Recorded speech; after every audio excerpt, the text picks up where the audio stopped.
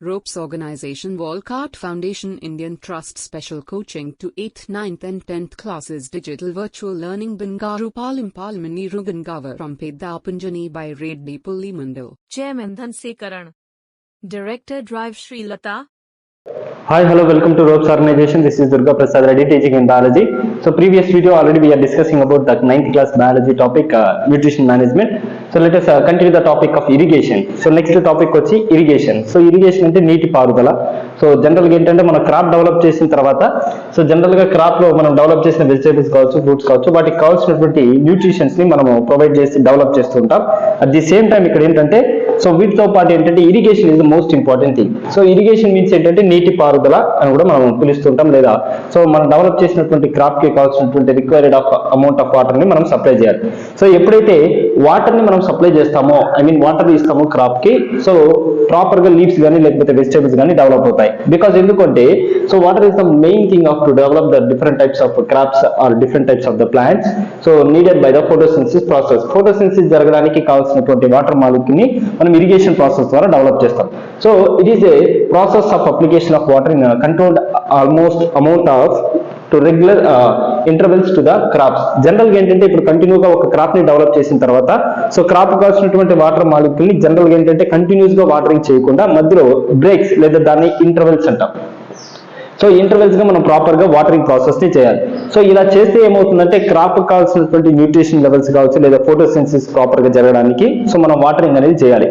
So దాన్ని మనం proper definition లో తీసుకుంటే it is a process of applications of water in controlled amounts at regular are intervals to the crop. Crop కి మనం regular కాకుండా, ఇప్పుడు ఫర్ ఎగ్జాంపుల్ ఏంటంటే ఒక క్రాప్ టెంపరేచర్ ని బేస్ చేసుకుని మనం ఇరిగేషన్ ప్రాసెస్ ని డిపెండ్ అయి ఉంటుంది. ఎలా అంటే సో ఫర్ ఎగ్జాంపుల్ ఇప్పుడు సమ్మర్ సీజన్ లో అయితే ఏంటంటే ఎక్కువ మాయిశ్చర్ కంటెంట్ ని అబ్జర్వ్ చేసుకుంటుంది.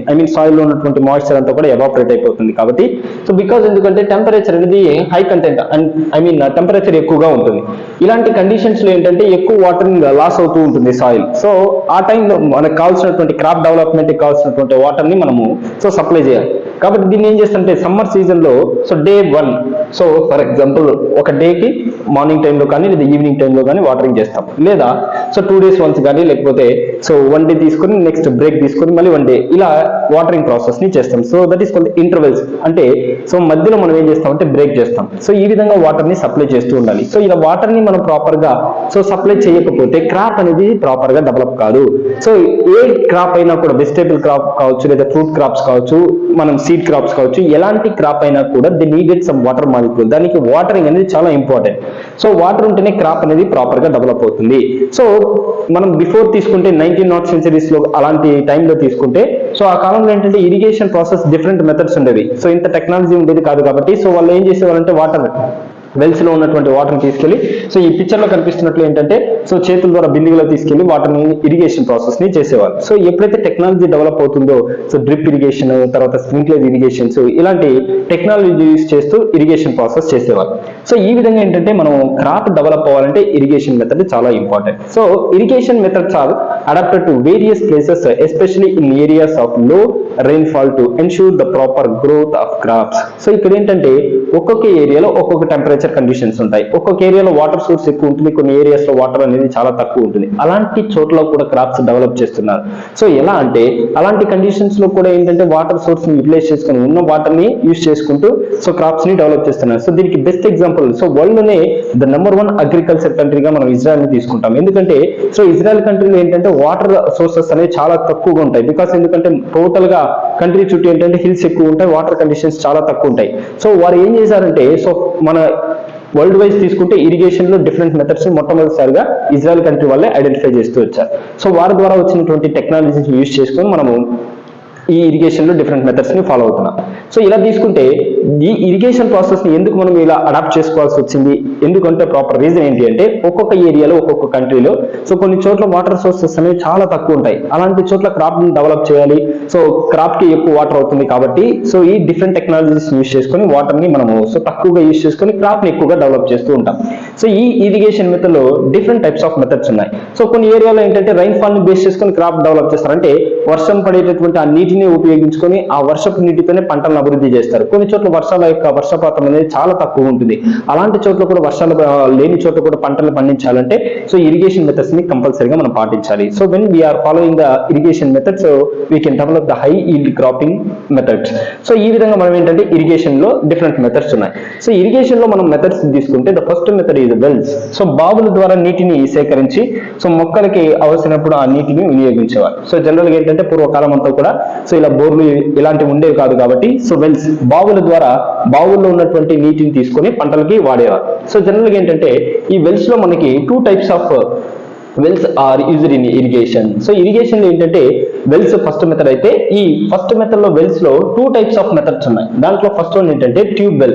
సో ట్యూబ్ వెల్ అంటే ఏంటి, ఇప్పుడు జనరల్ గా మనం పైప్స్ ఏ విధంగా అయితే బోర్ పైపులు వాడుతున్నామో సో అలాంటి పైప్స్ ద్వారా వాటర్ ని లోపల నుంచి బయటకు తీసి సో ఆ వాటర్ ని క్రాప్స్ డెవలప్మెంట్ కి వాడేవారు. సో ఈ మెథడ్ ఏమంటామంటే ట్యూబ్ వెల్ అంటాం. నెక్స్ట్ వచ్చేసరికి so dug wells. Dug wells అంటే ఏంటంటే పెద్ద పెద్ద సో బావుల్ని ఎక్కువ స్పేస్ ని తీసుకొని సో దాంట్లో ఉన్నటువంటి మట్టిని అంతా రిమూవ్ చేసి అక్కడ సో స్టోరేజ్ ఉన్నటువంటి వాటర్ ని మాత్రం తీసుకొని సో ఆ విధంగా కల్టివేషన్ చేసేవారు. సో ఆ ప్రాసెస్ ఏమంటామంటే సో ఇరిగేషన్ లో వెల్స్ ఇరిగేషన్ దాంట్లో 2 types ఉన్నాయి. ట్యూబ్ వెల్స్ ఒకటి, నెక్స్ట్ వచ్చేసరికి డగ్ వెల్స్ ఒకటి. So both are used to extract the underground water. So ఈ 2 మెథడ్స్ కూడా దేనికి వాడేవారంటే అండర్ గ్రౌండ్ లో ఉన్నటువంటి వాటర్ ని సో బయటికి తీయడానికి వాడేవారు. సో అండర్ గ్రౌండ్ వాటర్ ని బయటికి తీసి ఇరిగేషన్ ప్రాసెస్ సో కల్టివేషన్ కి యూజ్ చేసేవారు. సో సెకండ్ వన్ ఏంటంటే river left system.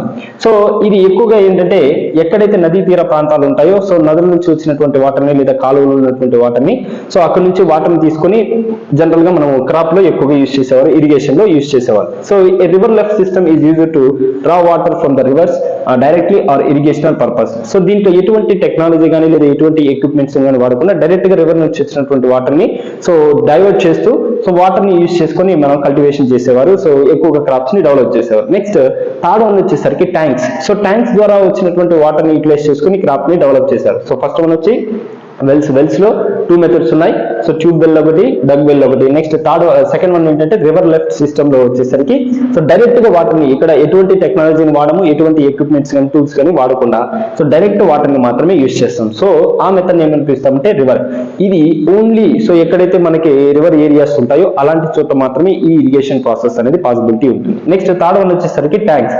So farmers often they use small storage reservoirs that can be storage as well to supply the water in the small fields. అంటే so ఎక్కడైతే fields చాలా తక్కువగా ఉంటాయో అలాంటి places ఏంటంటే water ని storage చేసుకొని సో అవసరమైనప్పుడు ఆ వాటర్ ని యూటిలైజ్ చేసుకునేవాళ్ళు. సో జనరల్ గా ఏంటంటే రైతులు మనం పొలాల దగ్గర చూస్తే సో పెద్ద పెద్ద ట్యాంక్స్ ని సో ప్లాస్టిక్ ట్యాంక్స్ కావచ్చు లేకపోతే సిమెంట్ కానీ లేదా ఐరన్ ట్యాంక్స్ కానీ బిల్డ్ చేసుకుంటారు. వాటిలో వాటర్ ని స్టోరేజ్ చేసి ఆ వాటర్ ఎప్పుడైతే క్రాప్ అవసరమో సో వాటిని యూజ్ చేసేవారు. సో ఈ మెథడ్ ఏమనిపిస్తాం ట్యాంక్ మెథడ్ అంటాం. సో ఇరిగేషన్ లో మనకి సో ఈ 3 మెథడ్స్ యూజ్ చేసుకొని మనం ఇరిగేషన్ చేస్తాం. సో ఇరిగేషన్ అంటే నీటి పారుదల అంటాం. సో మొక్కలకు అవసరమైనప్పుడు వాటర్ ని సప్లై చేయడం.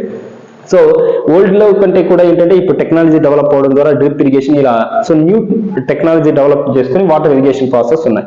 సో ఒక క్రాప్ డెవలప్ అవ్వాలంటే మనకి హై ఈల్డ్ రావాలంటే కంపల్సరీగా వాటర్ అనేది most important in cultivation. So cultivation లో క్రాప్ మన వాటరింగ్ ప్రాసెస్ అనేది చాలా ఇంపార్టెంట్. సో ఈ ఇరిగేషన్ మెథడ్స్ మనం 3 మెథడ్స్ ని డిస్కస్ చేసుకున్నాం. ఫస్ట్ వన్ వచ్చి వెల్స్, సెకండ్ వన్ వచ్చి river left system, next third one వచ్చి ట్యాంక్స్. సో ఈ ఇరిగేషన్ మెథడ్ లో మీకు ఏదైనా డౌట్ అనిపిస్తే కామెంట్ బాక్స్ లో కామెంట్ చేయండి. థ్యాంక్ యూ ఉండాలి.